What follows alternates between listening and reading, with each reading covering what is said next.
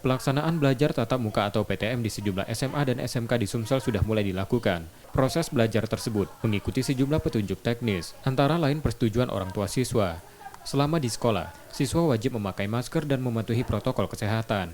Kapasitas dalam satu kelas hanya diisi 50% siswa, dengan durasi pertemuan 3 kali dalam sepekan, dan tetap mengoptimalkan belajar daring.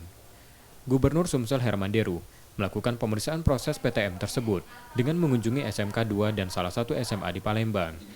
Ia mengatakan PTM dilakukan sebagai respon dari permintaan siswa dan orang tuanya. Bingkai yang sudah kita buat dari pemerintah provinsi untuk diterapkan di kabupaten kota dan sampai dengan lembaga-lembaga pendidikannya, kepala sekolah, komite, itu mengaturnya.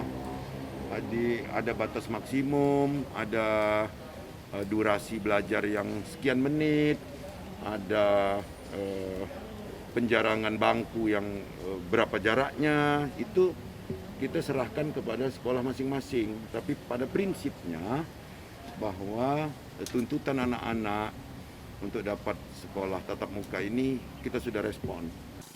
Rencananya pembelajaran tatap muka di Sumatera Selatan ditanggapi positif siswa setelah lebih dari setahun belajar daring, karena pembelajaran tatap muka lebih interaktif dan leluasa. Yang pasti seneng sih, karena kan udah 2 tahun lamanya kan selama ini belajar lewat daring. Udah kangen banget suasana dari kelas 10, udah ketemu lagi teman-teman, ketemu guru. Rasanya asik sih, bisa merasakan lagi belajar seperti normal lagi kayak dulu. Seandainya dari langsung begini tuh lebih lega kayak itu Kak, lebih bisa langsung leluasa nanya tanpa ada kendala jaringan misalnya atau mati lampu atau sebagainya. PTM di Sumsel bersifat dinamis dan terus dievaluasi dengan melihat tren perkembangan pandemi COVID-19 di daerah. Sebelumnya sejumlah kabupaten di Sumsel sudah menerapkan PTM terbatas saat pandemi.